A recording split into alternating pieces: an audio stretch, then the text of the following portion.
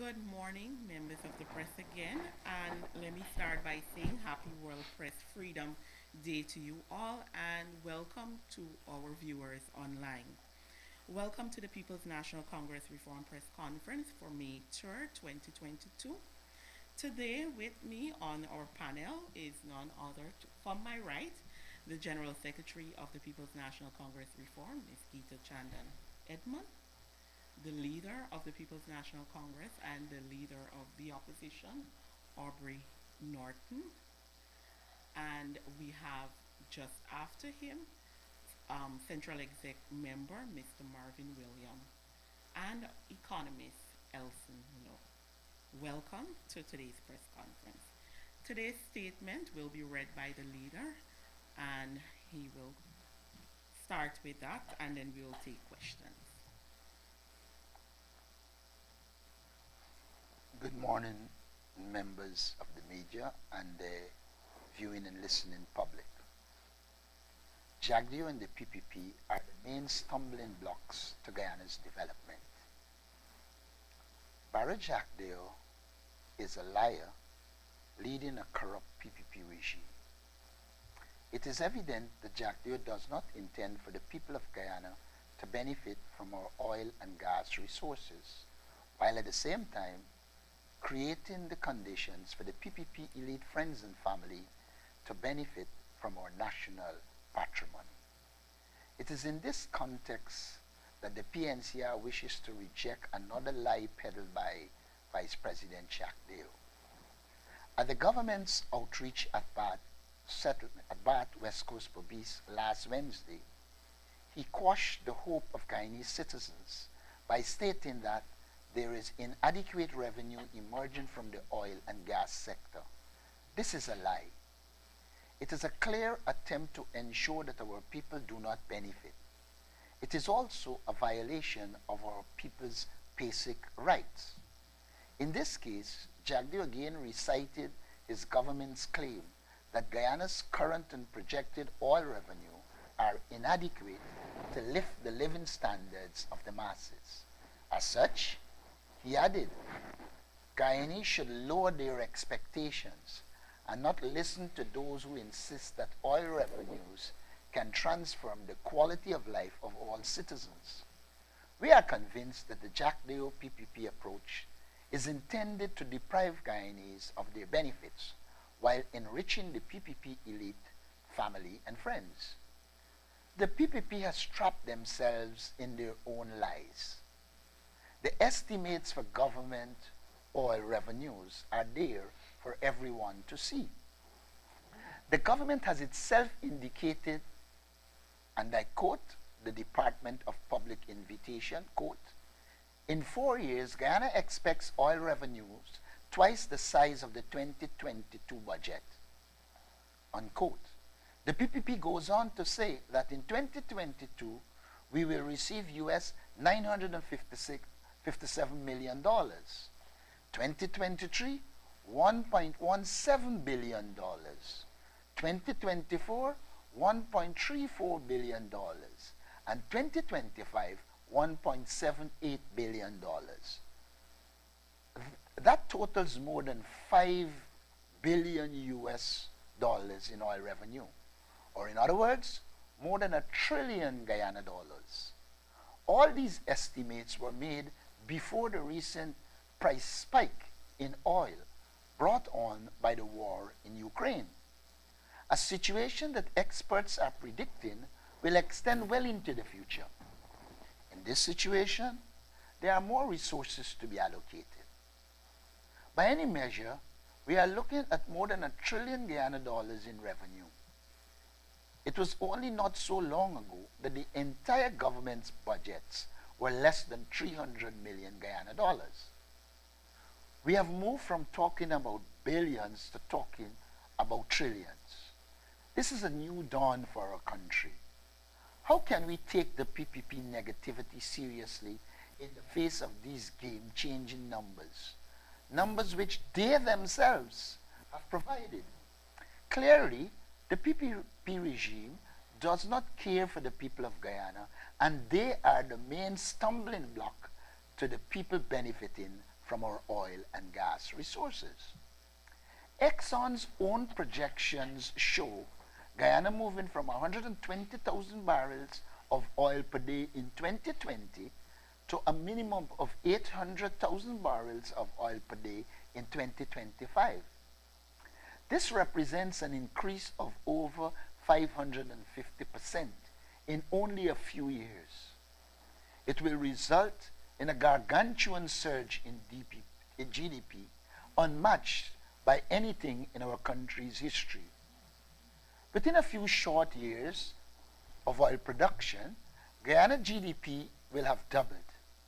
The problem, however, is that the PPP is preventing these resources from meeting our people.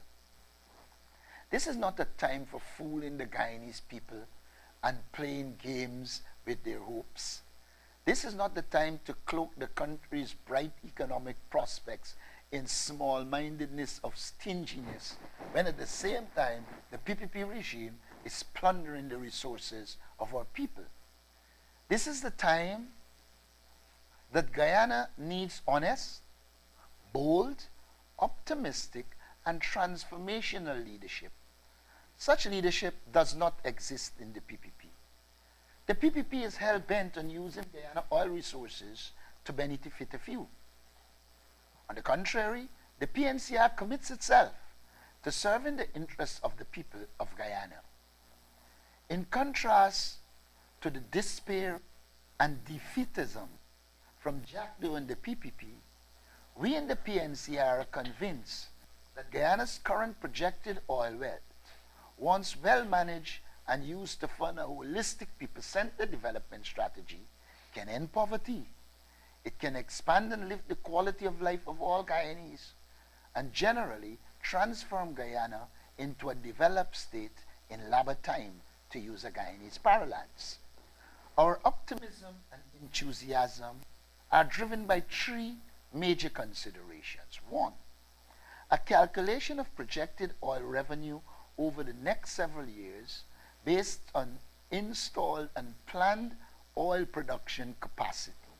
Two, the adoption of a development strategy that is people-centered, one that emphasizes the equal treatment of all Guyanese, equity, jobs that pay living wages, opportunities for self-empowerment and wealth creation, comprehensive social protection, and the enrichment of our human resources through education, health, and the creation of a peace of mind and sense of well-being in the people of Guyana. Three, the stewardship of the economy to diminish the diversion of the people's patrimony through corruption, cronyism, and waste. These are features of the Jagdeo PPP regime which we must get rid of. Let us speak briefly on these three considerations. One, calculation of oil revenues. The three most recent oil finds by Exxon have taken reserves to 11 billion barrels in the Stabroek Block alone. A Google search will show that Guyana currently has more barrels of oil per person than Saudi Arabia. And we know that living standards in Saudi Arabia have been high for the longest while. Any political party that attempts to paint a gloomy picture, as is being done by the PPP, of our exceptional good fortune is at best not acquainted with reality, or at worst is uncaring about improving the quality of life of its citizens. The latter seems the more likely explanation. Two, a people-centered development. The business of any proper government is to ensure people can live decently and happily. Apart from being a moral obligation, this goal is enshrined in national constitutions such as in Guyana's, and in International Convention on Social and Economic Rights of People, such as the International Covenant on Economic, Social, and Cultural Rights, to which Guyana is a signatory. A proper government would ensure that it can achieve this goal as quickly, as effectively and as sustainably as possible. Were the PPP a people's government, this would have been seen as the opportunity to put the Guyanese people first and guarantee them a high quality of life, or in more concrete terms, to end poverty and to expand and lift the middle class. For the PNCR, this is about shared prosperity. Yes, we have heard the snide remarks from the PPP and its cohorts that the PNCR wants to give away easy money and create an entitlement society. We have two responses to this nonsense. First, such criticisms reek of snobbery and a haughty sense of privilege.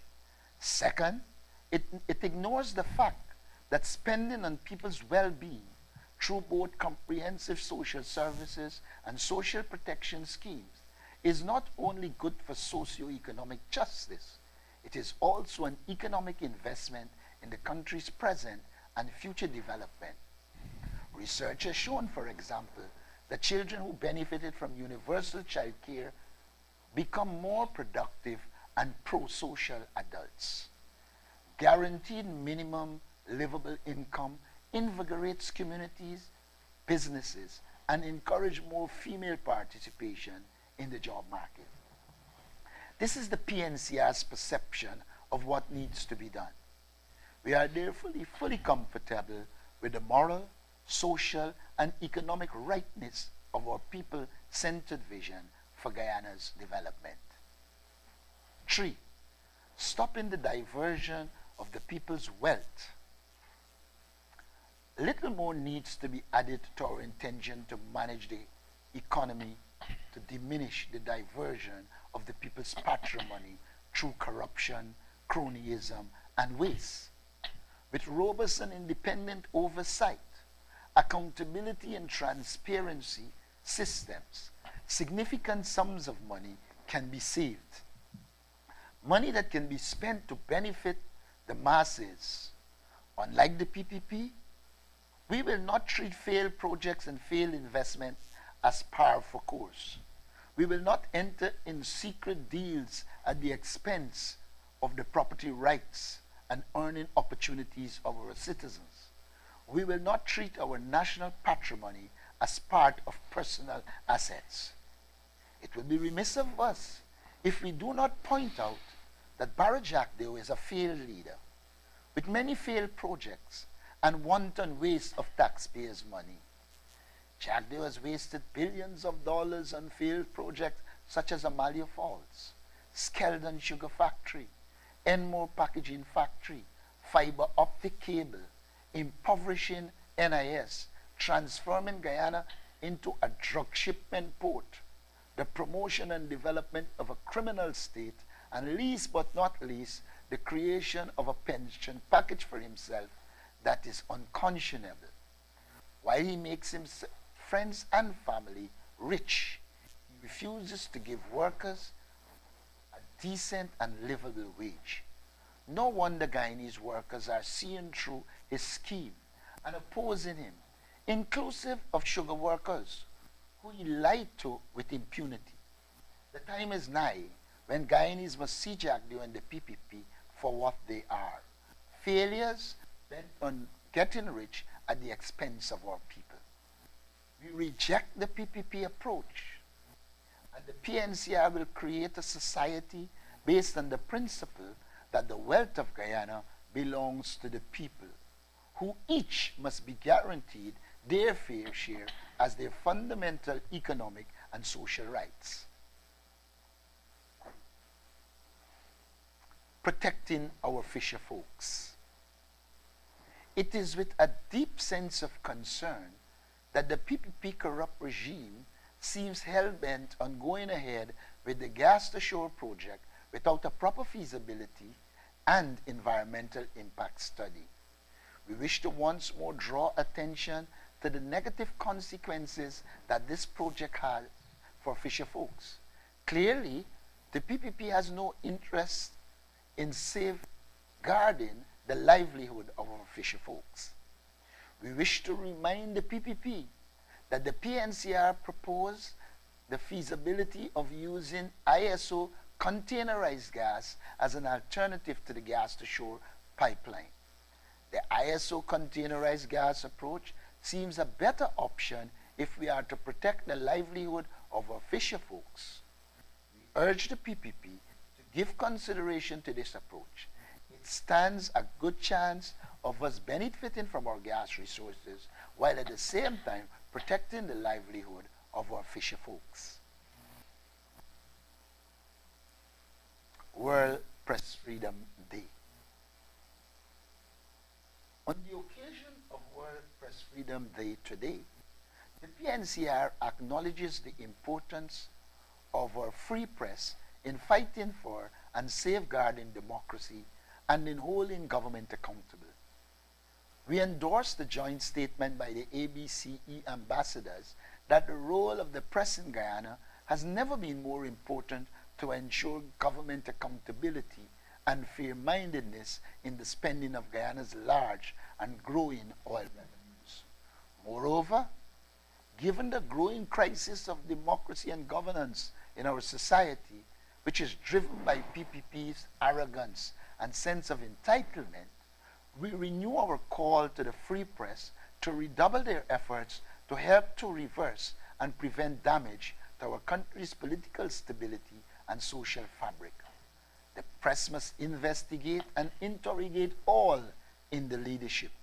We urge the members of the press to speak truth to power and take their place as the promoters and protectors of transparency and accountability.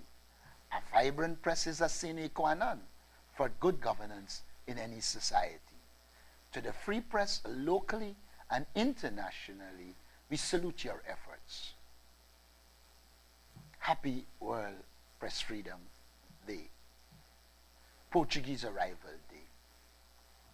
On the occasion of Portuguese Arrival Day, the People's National Congress Reform, PNCR, extends greetings to all Guyanese, especially those of Portuguese origin. This year, we commemorate the 187th anniversary of the arrival of the first Mandarin Portuguese indentured immigrants to our motherland. The former leader of the PNCR and President of Guyana, Colonel David Granger, issued a public notice on 27 February 27 proclaiming 3rd May each year as Portuguese Arrival Day. The intention behind the notice was to strengthen national integration and social cohesion by according due respect and recognition to the various ethnic groups which belong to our multicultural society. The PNCR recognizes the role played by Portuguese historically and presently in the nation's development, particularly in agriculture, commerce, culture, education, law, manufacturing, religion, social organization, shipping, and sports. Happy Portuguese Arrival Day to all Guyanese. I thank you. Thank you, Leader. At this time, we will open the floor for questions by the member of the media. And of course, you'll do that by the raise of hand.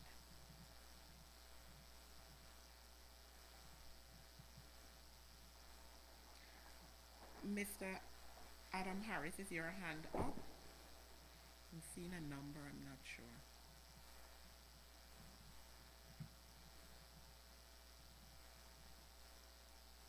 Good morning. Good morning. Morning. Right, you can hear me. Yes. Right. From a leader, you dealt with a number of issues, but I'm interested on this issue of minimum wage and Guyana's rising oil revenue and what anticipated oil revenue. Given all that you've said, how can you explain Mr. Jagdio's recent comment that the government can't afford to think about increasing pensions from NIS? I mean, you said a 500% increase in revenue is supposed to come. I mean, how could you justify that? Mr. Jacques is never known to be dealing with the truth. Mr. Jacques, first of all, seeks to distance himself from the misuse of NIS funds and creating a river bridge project that ends up in the hands of his friends and cronies. I think it has been stated more than once that NIS, as an insurance company, has to make sensible investments.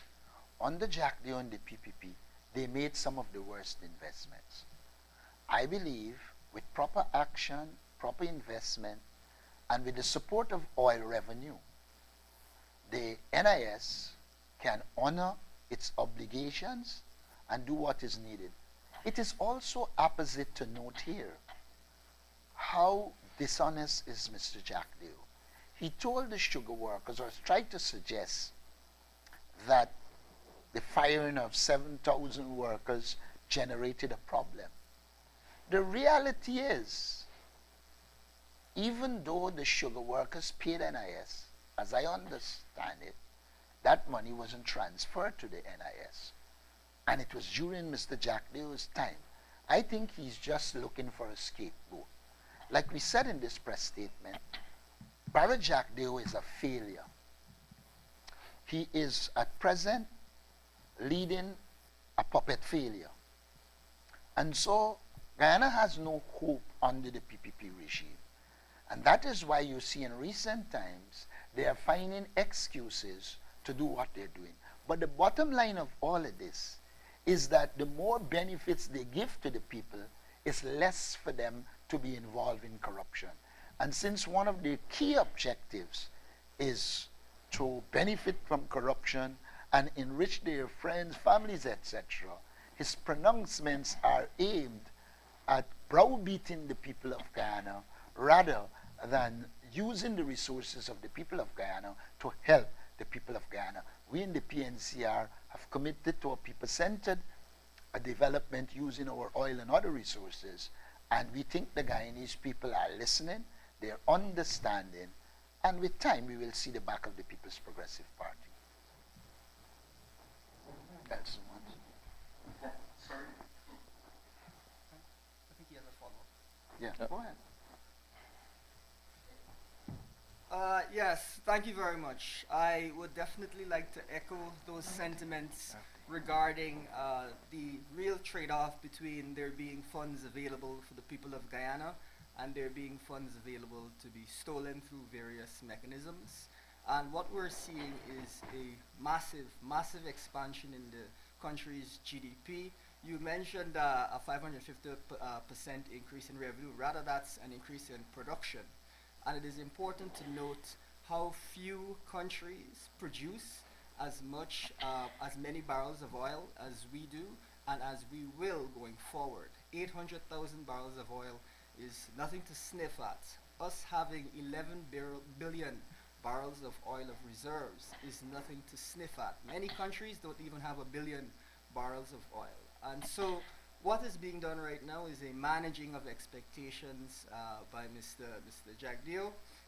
What we're seeing from the PPP more broadly is widespread corruption. We've mentioned projects like Amalia Falls, which will cost the Guyanese economy substantial amounts in terms of reduced productive capacity versus solar as an example.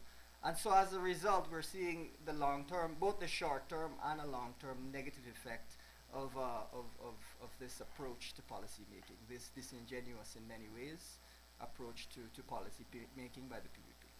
As it concerns the national insurance scheme, I think one of the really important things to note is that as the country grows, we should expect always to see benefits that citizens receive grow as well. And so the idea that just because NIS may need some assistance now, we shouldn't expect NIS to move forward or for our pensioners and so on to receive better benefits is to me wholly absurd. How can we live in a country which has the fastest growth rate in the entire world and not expect things to get better? That to me seems to be so absurd that I think we should cast it aside and we should instead assume that NIS must do better, will do better, and will provide more benefits as time goes on and as the country grows and expands. Thank you. Yeah. I would like to, sorry Adam, just to deal with your question relating to NIS just a little bit more, if you don't mind. Yeah, it is not true to say that NIS is bankrupt. There's somewhere in the region of $20 billion in the National Insurance Fund. What is interesting is that that is a reduction from in 2008 when the fund stood at $29.4 billion. What happened between 2008, 2010 with imprudent investments will answer your question about the eating away of that fund.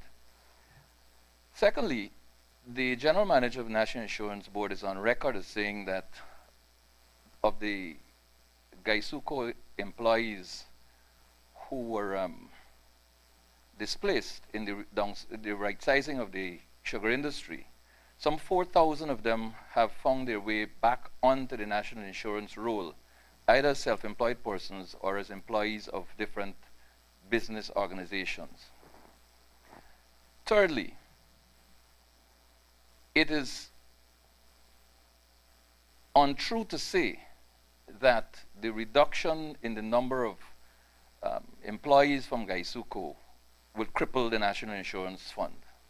It will not. In fact, the evidence is there to show that Guyana Sugar Corporation is the entity, the single entity that enjoys the largest share of industrial benefit.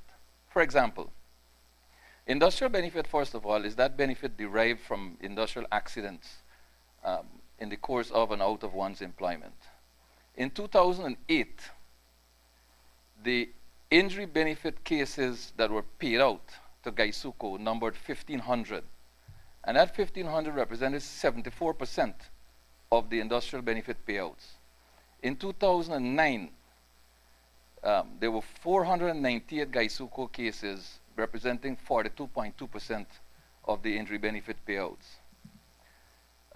In 2011, there were 726 or 37.6% of benefit payments that went to Guyana Sugar Corporation. In 2012, Gaisuco benefited from 1,280 injury benefit cases, or 77% of injury benefit cases paid out. Fast forward to 2017, they got somewhere in the region of 1,272 cases in injury benefits paid, 72%. One might ask the question, has there been a raid on the National Insurance Fund by members of the Guyana Sugar Corporation, aided and abetted by the GAU? Or one may ask the question, in light of the expenditure on injury benefit only, this has nothing to do with sickness, maternity, or anything of that nature. Can it be a case where a reduced Guyana Sugar Corporation employment base, the contributions lost from that, is it not a case where it's offset by the high demand on the scheme for injury benefits from Gaisuco? Those are questions that need to be investigated. Those are questions that need to be addressed so that persons will get a better appreciation of where the money from the National Insurance Fund is going. A lot of it went to investment that are imprudent, and a lot of it is going to injury benefit to the Guyana Sugar Corporation. I just thought I'd make that very clear. Thank you. Thank you very, very much. Much needed explanation. And while we were coming on Sunday, you addressed the media, right? And absent from your address was reference to the promise to reopen the sugar estates, while over the Fickle rally, the sugar workers made that point to Carter Duncan, that seemed to be an empty promise. Do you really believe that the sugar estates will be reopened? First of all, Barry Jagdeau and the government knew full well that it wasn't viable and it wouldn't be reopening, and the right sizing that we were undertaking was the right thing to do. In the interest of political expediency, they chose to lie to sugar workers, saying to them that they were going to reopen it. Now that it is obvious to sugar workers that it is not going to be reopened in the way they talk about, now that it is obvious to sugar workers that they would have lied to the sugar workers, they are getting the backlash. As they get the backlash, they are attempting to shift blame to the AP and UAFC, but the workers knew full well what had happened at the time and what is happening now. Now, at the May Day, I addressed a number of issues, but I was under the impression that not me alone would be speaking, and that various speakers would have addressed various issues. And I think Lincoln Lewis did refer to the issues in the sugar industry. But I think the bottom line is we need to engage sugar workers. We need to continue to speak truth to them and let them know that the PPP is using them for a number of reasons. It has nothing to do with opening the sugar estate. They want to have people enroll so that GAU could get Jews, and those Jews will help the PPP.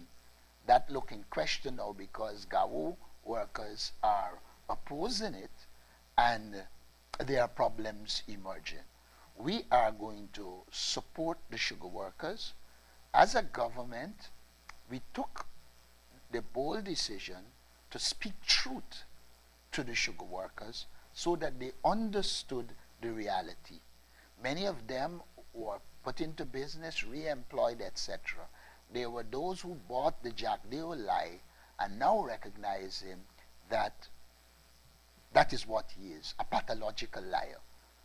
We, moving forward, will engage the workers and outline for them the programs we have in store for them to ensure that they can live a decent life and not be fooled about empty promises of reopening the sugar industry.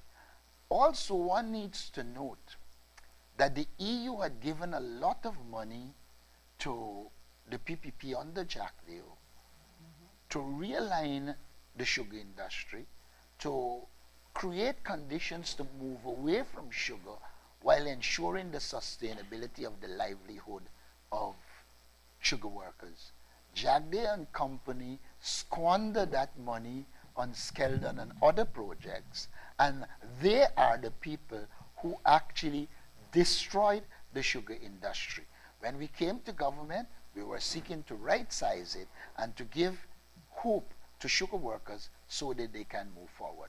Jagdeo's political opportunism is now coming back to haunt him.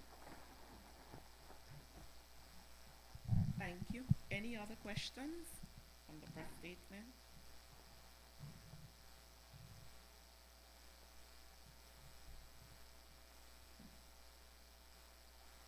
Okay, any questions outside of the press statement? Right, that's where I wanted to go. Madam General Secretary, you are closely aligned to legal matters. What is the state of play with those people who have been charged for elections malpractice, those who have been charged otherwise? People like James Bond, people like Trevor Ben. What is the state of those cases? All right, thank you for that question. Before I proceed to answer, I'd like to take the opportunity to wish you and your colleagues World Press Freedom Day. Also to my Portuguese brothers and sisters and those of Portuguese origin, I also take this opportunity to wish you Happy Portuguese Arrival Day. As it relates to the status of those matters, the lawyers involved in those matters will have to give us a full brief. We are constantly engaging with those lawyers, and from what they've said to us is that the matters are progressing at snail pace. They're still before the court. But we, the People's National Congress, we expect due process, we expect fairness, we expect all the procedures to be observed. May I also add, Adam, it should be brought to the attention of the viewing public that these are not genuine cases. This is clearly a case of political persecution and prosecution. Remember, in many of the cases in which they have charged people for, they charge them then searching for evidence. I mean, which country in the world outside of Guyana will charge people and then go searching for evidence? So we see this as harassment of political opponents. We see this as a further deterioration in the rule of law. We see it as poor governance, and we see it as a regime that is on the track because of its incompetence, corruption, etc. They are in deep trouble and just seeking to instill fear using the police and the courts. Thank you. Any other questions?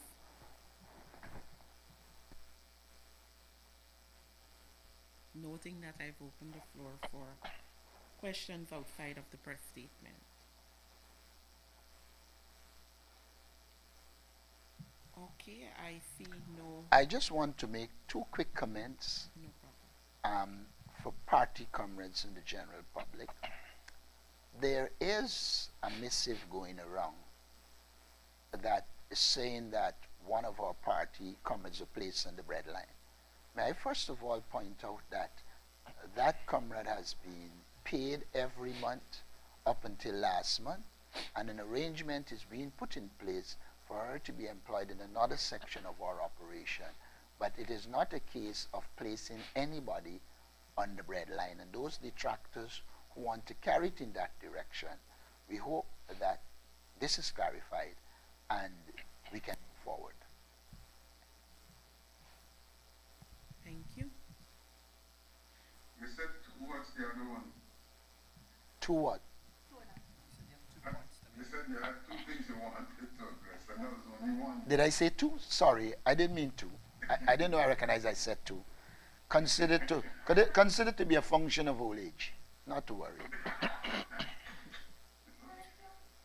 All right. Any other questions? All right. With Yes, yeah, please. It look like it's only me gonna ask question today.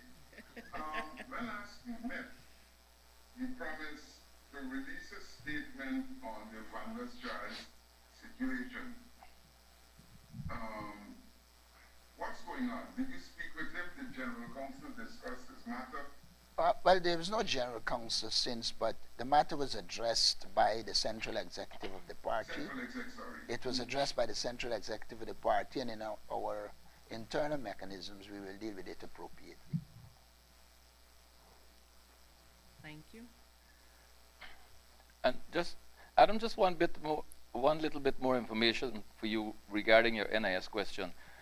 Sorry for omitting it initially, but when I spoke to the benefit payouts, what I omitted to say is that in that period, 2008, 2012, the Guyana Sugar Corporation national industry turnout to work, the employment turnout, was only at 51%. So the benefit payouts that I spoke about quite possibly represent a possible 50% of what would have been paid out had there been full turnout. At the moment, there's only a 41% turnout, so I just thought I'd add that to the pot for you. Okay, thank you. And I've noted there are no other questions by the members of the media. And at this time, I will call the press conference to a close. Do have a wonderful afternoon. Do enjoy the rest of your day.